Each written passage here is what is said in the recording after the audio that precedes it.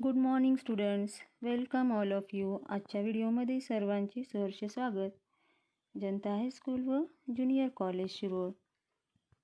इयत्ता 8वी, विषय सामान्य विज्ञान, विषय शिक्षक सौ जगदाळे RR. विद्यार्थी मित्रांनो, आपण अणूचे अंतरंग या पाठाविषयी माहिती घेत आहोत. या पाठामध्ये आपण डाल्टनचा अणुसिद्धांत, थॉम्सनचे प्लम पुडिंग अणुप्रारूप, त्यानंतर रुदरफोर्डचे केंद्रकीय अणुप्रारूप, बोरचे स्थायी कक्षा अणुप्रारूप, तसेच अणूच्या संरचनेमध्ये असणारे केंद्रक, केंद्रकाबाहेरील भाग हे घटक अभ्यासलेले आहेत. त्यामध्ये आपण असं पाहिलं की अणूच्या मध्यभागी जे केंद्रक असतं त्या केंद्रकामध्ये 2 अवानुकण असतात, प्रोटॉन आणि न्यूट्रॉन. प्रोटॉन हे धनप्रभारित असतात, न्यूट्रॉन हे प्रभाररहित असतात. तसेच अणूच्या केंद्रकाभोवती इलेक्ट्रॉन फिरत असतात आणि हे इलेक्ट्रॉन ऋणप्रभारित असून E- या संज्ञेने ते दाखवतात. तर हे जे इलेक्ट्रॉन आहेत ते वेगवेगळ्या कक्षामध्ये केंद्रकाभोवती फिरत असतात, हे आपल्याला माहिती आहे. आजच्या या व्हिडिओमध्ये आपण इलेक्ट्रॉन वितरण, मूलद्रव्याचे इलेक्ट्रॉन संरूपण याविषयी जाणून घेणार आहोत. मूलद्रव्यांचे इलेक्ट्रॉन संरूपण. सुरुवातीला आपण इलेक्ट्रॉन वितरण म्हणजे नेमकं काय हे पाहूया. आता आपण पाहिलं की बोरच्या अणुप्रारूपानुसार इलेक्ट्रॉन स्थायी कवचामध्ये परिभ्रमण करतात. या कवचांना विशिष्ट ऊर्जा असते. अणुकेंद्रकाच्या सर्वात जवळ असलेल्या कवचाला पहिले कवच, त्यानंतरच्या कवचाला दुसरे कवच म्हणतात. कवचांच्या क्रमांकासाठी n ही संज्ञा वापरतात. म्हणून n बरोबर 1, 2, 3, 4. n बरोबर 1 म्हणजे पहिले कवच, n बरोबर 2 म्हणजे दुसरे कवच, n बरोबर 3 म्हणजे तिसरे आणि n बरोबर 4 म्हणजे चौथे कवच. या क्रमांकानुसार कवचांना K, L, M, N या संज्ञांनी संबोधण्यात येते.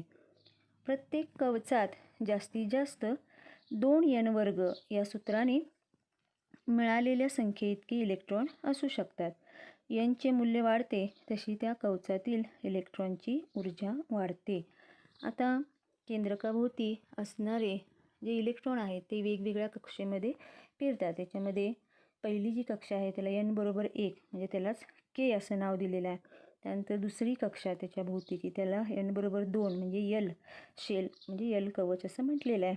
तिसरी कक्षा n बरोबर 3 म्हणजे M आणि चौथी कक्षा n बरोबर 4 म्हणजे N अशी नावं दिलेली आहेत. आणि या कक्षेमध्ये जेवढी इलेक्ट्रॉनची क्षमता आहे ती क्षमता आपण 2n वर्ग या सूत्राने मिळवतो. उदाहरणार्थ n बरोबर 1 म्हणजे पहिले कवच K, यामध्ये किती इलेक्ट्रॉन असतात तर n वर्ग म्हणजे 1 चा वर्ग 1 गुणिले 2 म्हणजे 2 म्हणजे पहिल्या K या शेलमध्ये कवचामध्ये 2 इलेक्ट्रॉन असतात. आता दुसरं कवच आहे L, n बरोबर 2, मग याच्यामध्ये किती इलेक्ट्रॉन असतात 2n चा वर्ग, इथे n बरोबर 2 आहे, n चा वर्ग म्हणजे 2 चा वर्ग 4 गुणिले 2 8. अशा पद्धतीनं L मध्ये 8 इलेक्ट्रॉन असू शकतात. त्यानंतर M म्हणजे तिसरं कवच म्हणजे n बरोबर 3 आला, 3 चा वर्ग 9, 9 दोन्ही 18 म्हणजे M मध्ये 18 इलेक्ट्रॉन मावतात. n म्हणजे 4, चौथं कवच आहे हे, त्यामुळे 4 चा वर्ग 16, 16 दोन्ही 32 म्हणजे n मध्ये 32 इलेक्ट्रॉन मावतात. हे आपल्याला यावरून समजते. आता मूलद्रव्यांचे इलेक्ट्रॉन संरूपण. तर इलेक्ट्रॉन संरूपण म्हणजे नेमकं काय तर आता आपण पाहिलं की K, L, M, N या कवचामध्ये अनुक्रमे जास्तीत जास्त K मध्ये 2, L मध्ये 8, M मध्ये 18 आणि N मध्ये 32 इलेक्ट्रॉन सामावू शकतात. आणि हीच कवचांची कमाल धारकता असते. कवचांच्या कमाल धारकतेनुसार अणूमधील इलेक्ट्रॉनांचे कवचामध्ये वितरण होते. एखाद्या मूलद्रव्याच्या अणूमधील इलेक्ट्रॉनांची कवचनिहाय मांडणी म्हणजे त्या मूलद्रव्याचे इलेक्ट्रॉन संरूपण होय. म्हणजे एखाद्या मूलद्रव्याचा जो अणू आहे त्या अणूमध्ये असणारे जे इलेक्ट्रॉन आहेत ते वेगवेगळ्या कक्षेमध्ये फिरत आहेत KLMN. मग या इलेक्ट्रॉनांची कवचनिहाय मांडणी म्हणजे Kमध्ये किती इलेक्ट्रॉन आहेत, Lमध्ये किती, Nमध्ये किती अशी क्रमानं जी कवचनिहाय मांडणी केलेली असते त्याला मूलद्रव्याचे इलेक्ट्रॉन संरूपण असे म्हणतो. आता प्रत्येक इलेक्ट्रॉनकडे तो ज्या कवचात असतो त्यानुसार निश्चित अशी ऊर्जा असते. पहिल्या कवचातील इलेक्ट्रॉनांची ऊर्जा सर्वात कमी असते, म्हणजे K कवचामध्ये असणारे जे इलेक्ट्रॉन आहेत त्या इलेक्ट्रॉनांची ऊर्जा सगळ्यात कमी असते. त्या पुढील कवचामध्ये म्हणजे Lमध्ये त्या इलेक्ट्रॉनची ऊर्जा कवच क्रमांकाप्रमाणे वाढत जाते. मूलद्रव्याच्या अणूचे इलेक्ट्रॉन स्वरूपण असे असते की त्यायोगे सर्व इलेक्ट्रॉनांची एकत्रित ऊर्जा कमीत कमी असते. आता बघा, या अणूमध्ये असणारे जे इलेक्ट्रॉन आहेत त्या कवचामध्ये कमाल धारकतेप्रमाणे तसेच ऊर्जेच्या चढत्या क्रमानुसार असलेल्या कवचामध्ये हे इलेक्ट्रॉन स्थान मिळवतात. आता आपण काही मूलद्रव्यांचे अणूंचे इलेक्ट्रॉन संरूपण पाहूया. त्यासाठी एक तक्ता आपल्याला दिलेला आहे. आता बघा, याच्यामध्ये मूलद्रव्य दिलेलं आहे हायड्रोजन, त्याची संज्ञा आहे H. अणूतील इलेक्ट्रॉन संख्या, हायड्रोजनमध्ये 1 इलेक्ट्रॉन असतो त्यामुळे तो पहिल्या कवचात आहे. त्यामुळं पहिल्या K या कवचामध्ये 1 इलेक्ट्रॉन आहे त्यामुळे त्याचं संरूपण 1 असं लिहायचं आहे. पुढचे इलेक्ट्रॉन याच्यामध्ये नाही आहेत. त्यानंतर पुढे आहे हेलियम. हेलियममध्ये 2 इलेक्ट्रॉन असतात त्यामुळं पहिल्या K कवचामध्ये 2 इलेक्ट्रॉन सामावू शकतात त्यामुळे पहिले 2 इलेक्ट्रॉन हे Kमध्ये जातात त्यामुळे याचं संरूपण 2 असं येतं. त्यानंतर तिसरं मूलद्रव्य आहे लिथियम. याच्यामध्ये 3 इलेक्ट्रॉन असतात. याच्यामध्ये Kमध्ये 2 इलेक्ट्रॉन सामावू शकतात आणि राहिलेला एक L शेलमध्ये L कवचामध्ये जातो त्यामुळं याचं जे इलेक्ट्रॉन संरूपण आहे ते 2,1 म्हणजे कवचाप्रमाणे इलेक्ट्रॉनची संख्या दाखवली जाते. 2,1 हे याचं लिथियमचं इलेक्ट्रॉन संरूपण झालं. आता पुढं कार्बनचा जो अणुअंक आहे तो आहे 6, म्हणजे याच्यामध्ये अणूतील इलेक्ट्रॉन संख्या आहे 6. 6 म्हटल्यावर K कवचामध्ये 2 इलेक्ट्रॉन सामावतात आणि राहिले किती मग 4 इलेक्ट्रॉन जे L कक्षेमध्ये जातात. म्हणजे कार्बनचं जे इलेक्ट्रॉन संरूपण आहे ते कसं होईल 2,4. त्यानंतर नायट्रोजनमध्ये इलेक्ट्रॉन आहेत 7 त्यामुळं Kमध्ये 2च मावणार आहेत आणि राहिलेले मग 5 पुढच्या L कवचामध्ये जाणार आहेत त्यामुळे याचं इलेक्ट्रॉन संरूपण 2,5 असं होईल. ऑक्सिजनमध्ये आहेत 8 इलेक्ट्रॉन त्यामुळे याचं इलेक्ट्रॉन संरूपण 2,6 असं होईल. आता सोडियमचा जर विचार केला तर सोडियममध्ये 11 इलेक्ट्रॉन आहेत. सोडियमच्या अणूमध्ये 11 इलेक्ट्रॉन आहेत त्यामुळं K कवचामध्ये 2. आता Lमध्ये 8च इलेक्ट्रॉन सामावू शकतात त्यामुळं L कवचामध्ये 8, 2 अधिक 8 10 झाले. मग राहिलेला एक इलेक्ट्रॉन हा M कवचामध्ये जातो म्हणजे सोडियमचं जे इलेक्ट्रॉन स्वरूपण आहे ते 2,8,1 अशा पद्धतीनं आपण मांडू शकतो. आता बघा, क्लोरीनमध्ये आहेत 17 इलेक्ट्रॉन आहेत त्यामुळं पहिल्या कवचामध्ये 2, दुसऱ्या कवचामध्ये 8, 2 अधिक 8 10 आणि राहिलेले 7 तिसऱ्या कवचामध्ये म्हणजे 2, 8, 7 हे क्लोरीनचे इलेक्ट्रॉन संरूपण झाले. अशा पद्धतीनं आपण मूलद्रव्याचे इलेक्ट्रॉन संरूपण लिहितो. म्हणजे त्या अणूमध्ये असणाऱ्या इलेक्ट्रॉनांची कवचानुसार मांडणी म्हणजे कोणत्या कवचामध्ये किती इलेक्ट्रॉन आहेत ते क्रमानं जी आपण मांडणी करतो त्याला आपण मूलद्रव्यांचे इलेक्ट्रॉन संरूपण असे म्हणतो. आता संयुजा आणि इलेक्ट्रॉन संरूपण याविषयी आपण माहिती घेऊया. तर संयुजा म्हणजे नेमकं काय, तर एका अणूने तयार केलेली रासायनिक बंधांची संख्या हे आपल्याला माहीत आहे. तर एखादा अणू किती रासायनिक बंध तयार करतो त्याची संख्या म्हणजे त्याची संयुजा. आता बघा, मूलद्रव्याची संयुगामधील रासायनिक बंध यांच्या संबंधी संकल्पना इलेक्ट्रॉन संरूपणामुळे स्पष्ट होतात. अणू आपल्या बाह्यतम कवचातील इलेक्ट्रॉन वापरून रासायनिक बंध तयार करतो. अणूंची संयुजा त्याच्या बाह्यतम कवचाच्या इलेक्ट्रॉन संरूपणावरून ठरते. त्यामुळे बाह्यतम कवचाला संयुजा कवच असे म्हणतात. तसेच बाह्यतम कवचातील इलेक्ट्रॉन म्हणजे संयुजा इलेक्ट्रॉन होय. आता बघा, इलेक्ट्रॉन संरूपणावरून आपल्याला संयुजा सांगता येते. तर अणू आपल्या बाह्यतम कवचात, बाह्यतम म्हणजे शेवटची कक्षा, त्याला बाह्यतम कवच असं म्हटलेलं आहे. आणि हे जे अणू आहेत ते आपल्या बाह्यतम कवचातील इलेक्ट्रॉन वापरून रासायनिक बंध तयार करतो. मग इलेक्ट्रॉन संरूपणावरून आपल्याला कळतं की याच्या बाह्यतम कक्षेमध्ये, बाह्यतम कवचामध्ये किती इलेक्ट्रॉन आहेत, त्यामुळे तो किती रासायनिक बंध तयार करतो. त्यावरून आपल्याला त्या अणूची संयुजा समजते. त्यामुळं संयुजेसाठी आपल्याला फक्त बाह्यतम कवचातील इलेक्ट्रॉनचा विचार करावा लागतो आणि बाह्यतम कवचाला संयुजा कवच असे म्हणतात. आणि या बाह्यतम म्हणजे त्या अणूची जी शेवटची वरची जी कक्षा आहे त्याला संयुजा कवच असं म्हणायचं. आणि त्याच्यामध्ये असणारे जे इलेक्ट्रॉन आहेत, बाह्यतम कवचातील इलेक्ट्रॉन म्हणजे संयुजा इलेक्ट्रॉन असं आपण त्याला म्हणू शकतो. आता अणूच्या संयुजेचा संबंध अणूमधील संयुजा इलेक्ट्रॉनांच्या संख्येशी असल्याचे दिसून येतं. आता हेलियम या मूलद्रव्याचा आपण विचार करूया. या मूलद्रव्याचे जे अणू आहेत ते इतर कोणत्याही वायूबरोबर किंवा इतर मूलद्रव्याबरोबर ते संयोग पावत नाहीत. ही मूलद्रव्ये रासायनिकदृष्ट्या निष्क्रिय आहेत. आता हेलियम आणि निऑन यासारखी जी मूलद्रव्ये आहेत ते रासायनिक अभिक्रियेमध्ये भाग घेत नाहीत. ते रासायनिकदृष्ट्या निष्क्रिय आहेत, म्हणजे त्यांची संयुजा 0 आहे. आता हेलियमच्या अणूमध्ये बघा, इथं आकृतीमध्ये आपल्याला दिसतं हेलियम या चिन्ह दाखवलेले आहे. तर या हेलियमच्या अणूमध्ये 2 इलेक्ट्रॉन आहेत आणि ते के या पहिल्याच कवचामध्ये सामावलेले असतात. त्यामुळं हेलियममध्ये इलेक्ट्रॉन असलेले फक्त एकच कवच आहे, के कवच, आणि हेच शेवटचं असल्यामुळं तेच बाह्यतम कवचसुद्धा आहे. आता के कवचाची इलेक्ट्रॉन धारकता म्हणजे के कवचामध्ये 2च इलेक्ट्रॉन असतात. त्यामुळं या हेलियमचं पहिलं कवच काय झालेलं आहे, पूर्णपणे भरलेले आहेत.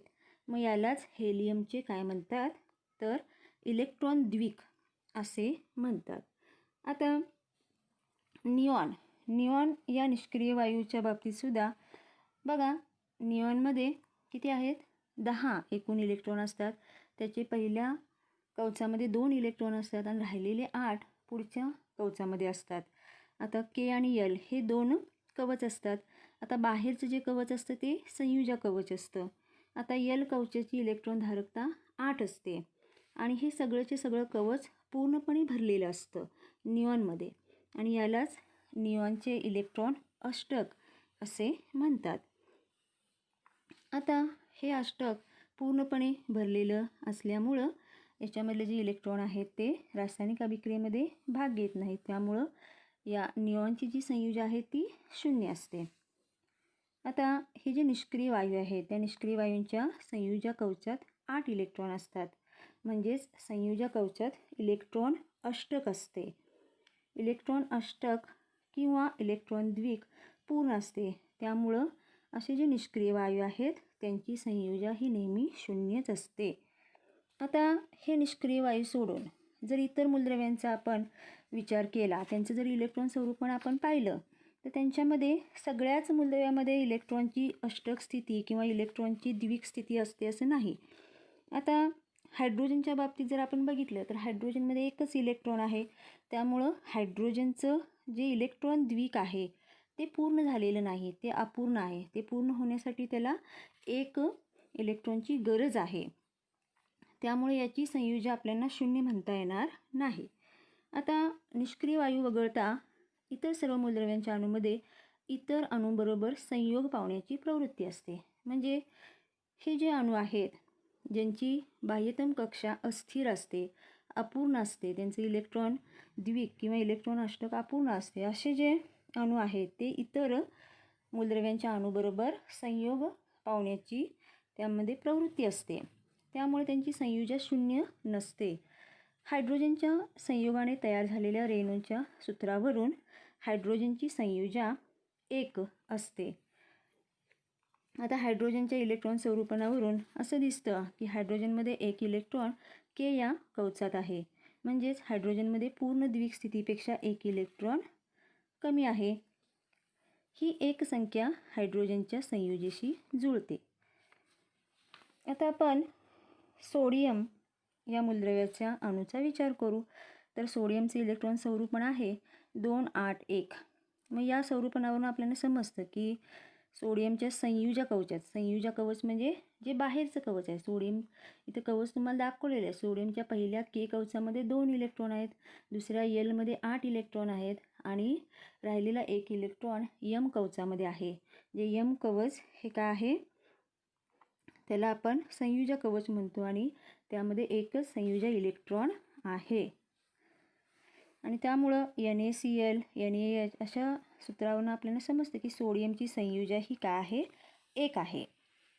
आता बघा, ज्या मूलद्रव्यात संयुजा इलेक्ट्रॉन संख्या 4 किंवा त्यापेक्षा कमी असते त्या मूलद्रव्याची संयुजा त्यातील संयुजा इलेक्ट्रॉन संख्येएवढी असते.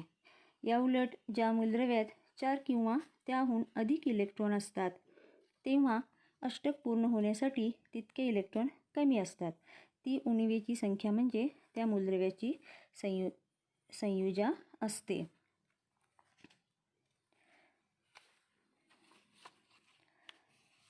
यानंतर आपण समस्थानिके म्हणजे काय याविषयी माहिती घेऊ. मूलद्रव्यांचा अणुअंक हा मूलद्रव्याचा मूलभूत गुणधर्म व त्याची रासायनिक ओळख आहे. निसर्गातील काही मूलद्रव्यामध्ये अणुअंक समान परंतु अणुवस्तुमानांक मात्र भिन्न असे अणू असतात. एकाच मूलद्रव्याच्या अशा भिन्न अणुवस्तुमानांक असलेल्या अणूंना समस्थानिके म्हणतात. तर आता अणुअंक आणि अणुवस्तुमानांक हे आपल्याला माहिती आहे. तर काही मूलद्रव्यामध्ये अणुअंक सारखे असतात आणि त्यांचे अणुवस्तुमानांक मात्र वेगळे वेगळे असतात.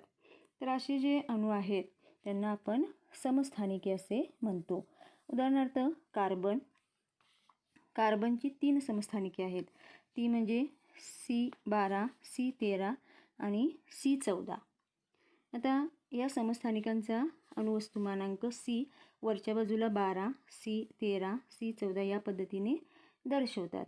आता ही जी समस्थानिकांची जी मांडणी आहे त्याच्यामध्ये प्रोटॉनची संख्या समान असते परंतु न्यूट्रॉन संख्या मात्र वेगळी वेगळी असते. त्यामुळे त्यांचा अणुवस्तुमानांक वेगळा वेगळा असतो. आता इथं आपण या चौकटीवरून बघूया की कार्बनची जी समस्थानिके आहे त्यामध्ये पहिलं समस्थानिक आहे C12. आता याच्यामध्ये अणुवस्तुमानांक, आता या कार्बनमध्ये याचा अणुअंक 6 आहे. अणुअंक हा सगळ्यांच्यामध्ये सारखाच आहे.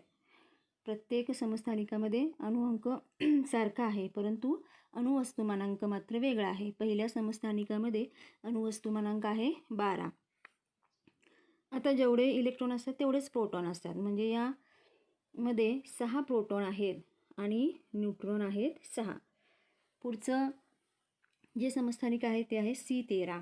याच्यामध्ये अणुवस्तुमानांक आहे 13, प्रोटॉनची संख्या 6 आणि 13 वजा 6 7 म्हणजे न्यूट्रॉनची संख्या आहे 7. त्याचबरोबर C14 याच्यामध्ये अणुवस्तुमानांक आहे 1, 14, प्रोटॉनची संख्या आहे 6 आणि न्यूट्रॉनची संख्या आहे 14 वजा 6 बरोबर 8. अशा पद्धतीनं समस्थानिकामध्ये आपल्याला अणुअंक समान आणि अणुवस्तुमानांक वेगळा वेगळा पाहायला मिळतो. आणि यावरून आपल्याला असं समजतं की या समस्थानिकामध्ये प्रोटॉन आणि इलेक्ट्रॉनची संख्या समान असून न्यूट्रॉनची संख्या मात्र बदललेली असते. आता या समस्थानिकांचे उपयोग आपण पाहू. काही मूलद्रव्यांची समस्थानिके किरणोत्सारी असतात. त्यांचा उपयोग विविध क्षेत्रात केला जातो. उदाहरणार्थ औद्योगिक क्षेत्र, कृषी क्षेत्र, वैद्यक क्षेत्र, संशोधन क्षेत्र इत्यादी. आता ही जी मूलद्रव्ये आहेत, काही मूलद्रव्यांची समस्थानिकं किरणोत्सारी असतात. आता याच्यामध्ये कोणकोणती किरणोत्सारी मूलद्रव्ये आहेत ते आपण पाहू. त्याच्यामध्ये युरेनियम 235 याचा उपयोग केंद्रकीय विखंडन व ऊर्जा निर्मितीसाठी होतो. जे अणुभट्टीमध्ये याचा उपयोग केला जातो. कॅन्सरसारख्या प्राणघातक आजारावरील वैद्यकीय उपचारामध्ये काही मूलद्रव्यांच्या किरणोत्सारी समस्थानिकांचा उपयोग होतो. तर वैद्यकीय क्षेत्रामध्ये कॅन्सरसारखे जे आजार आहेत त्या आजारावरती उपचार करण्यासाठी काही मूलद्रव्यांच्या समस्थानिकांचा उपयोग केला जातो. तर कोबाल्ट 60 नावाचं जे समस्थानिक आहे त्याचा उपयोग कॅन्सरसारख्या प्राणघातक आजारावरती केला जातो.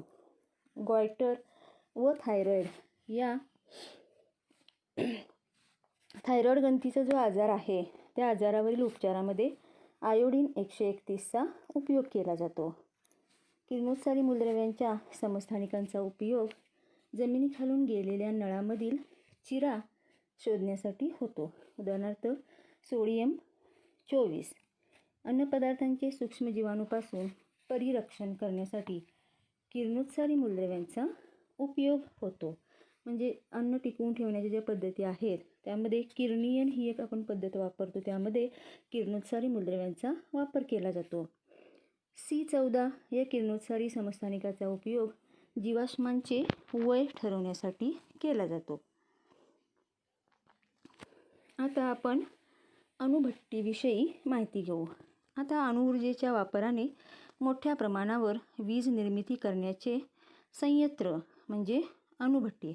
आता आकृतीमध्ये आपल्याला भाभा अणुसंशोधन केंद्र मुंबई येथील अणुभट्टी दाखवलेली आहे. तर इथं काय केले जातं, अणुऊर्जेचा वापर करून मोठ्या प्रमाणावर वीज निर्मिती केली जाते. याला आपण अणुभट्टी असे म्हणतो. या अणुभट्टीमध्ये इंधनावर केंद्रकीय अभिक्रिया घडवून आणतात व अणूमधील केंद्रकीय ऊर्जा मुक्त करतात. संबंधित केंद्रकीय अभिक्रिया समजून घेण्यासाठी युरेनियम 235 या अणुइंधनाचे उदाहरण घेऊ. आता यामध्ये मंद गतीच्या न्यूट्रॉनचा मारा केल्यानंतर युरेनियम 235 ह्या समस्थानिकाचे केंद्रकीय विखंडन होते आणि त्यापासून क्रिप्टॉन 92 व बेरियम 141 ह्या वेगळ्या मूलद्रव्यांची केंद्रके व 2 ते 3 न्यूट्रॉन निर्माण होतात.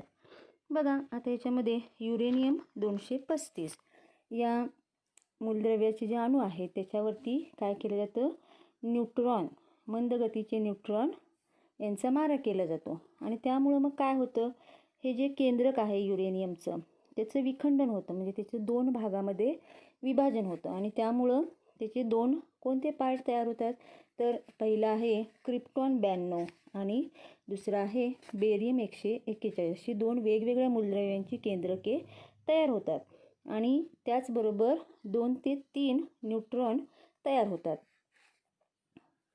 आता ह्या न्यूट्रॉनची गती कमी केल्यावर ते आणखी युरेनियम 235 केंद्रकाचे विखंडन घडवतात. म्हणजे जे नव्यानं तयार झालेले जे न्यूट्रॉन आहेत त्या न्यूट्रॉनची गती कमी केल्यानंतर पुन्हा दुसऱ्या युरेनियम अणूचे ते काय करत असतात, केंद्रकीय विखंडन करत असतात. त्यापासून पुन्हा आपल्याला न्यूट्रॉन मिळतात आणि ते पुन्हा इतर युरेनियम अणूचे केंद्रकीय विखंडन घडवून आणतात. अशा प्रकारे केंद्रकीय विखंडनाची शृंखला अभिक्रिया तयार होते. यामध्ये केंद्रकातून मोठ्या प्रमाणात केंद्रकीय ऊर्जा म्हणजेच अणुऊर्जा मुक्त होते. आता मोठ्या प्रमाणात ऊर्जा तयार होत असल्यामुळं संभाव्य विस्फोट टाळण्यासाठी शृंखला अभिक्रिया नियंत्रित ठेवतात. अणुभट्टीमध्ये शृंखला अभिक्रिया नियंत्रित करण्यासाठी न्यूट्रॉन्सचा वेग व संख्या कमी करण्याची आवश्यकता असते आणि त्यासाठी वेगवेगळ्या गोष्टींचा वापर केला जातो. तर यामध्ये पहिल्यांदा संचलक किंवा मंदक. न्यूट्रॉनचा वेग कमी करण्यासाठी ग्रॅफाइट किंवा जड पाणी यांचा संचलक किंवा मंदक म्हणून वापर केला जातो. यामध्ये असणारे जे न्यूट्रॉन आहे त्यांचा वेग कमी केला जातो आणि हा वेग कमी करण्यासाठी ग्रॅफाइट किंवा जड पाणी यांचा संचलक आणि म्हणजेच मंदक म्हणून वापर केला जातो. आता नियंत्रक. न्यूट्रॉन शोषून घेऊन त्यांची संख्या कमी करण्यासाठी बोरॉन, कॅडमियम, बेरिलियम इत्यादी कांड्या नियंत्रक म्हणून वापरतात. या अभिक्रियेमध्ये प्रमाणापेक्षा जास्त तयार झालेले जे न्यूट्रॉन आहे त्यांची संख्या कमी करण्यासाठी बोरॉन, कॅडमियम, बेरिलियम यासारख्या कांड्या नियंत्रक म्हणून वापरतात. विखंडन प्रक्रियेत निर्माण झालेली उष्णता पाण्याचा शीतक म्हणून वापर करून बाजूला काढली जाते. त्या उष्णतेने पाण्याची वाफ करून वाफेच्या साहाय्याने टर्बाईन्स चालवले जातात आणि वीज निर्मिती केली जाते. आपल्या भारतामध्ये 8 ठिकाणच्या अणुवीज निर्मिती केंद्रामध्ये एकूण 22 अणुभट्ट्या कार्यान्वित आहेत. अप्सरा ही मुंबईच्या भाभा अणुसंशोधन केंद्रात 4 ऑगस्ट 1956 रोजी कार्यान्वित झालेली भारतातील पहिली अणुभट्टी आहे. भारतात थोरियम 232 ह्या मूलद्रव्याचे साठे मोठ्या प्रमाणात असल्याने भारतीय वैज्ञानिकांनी पुढील काळासाठी थोरियम 232 पासून युरेनियम 233 या समस्थानिकाच्या निर्मितीवर आधारित अणुभट्ट्यांची योजना विकसित केलेली आहे. विद्यार्थी मित्रांनो, आता अणूची संरचना हा पाठ इथे संपलेला आहे. थँक्यू.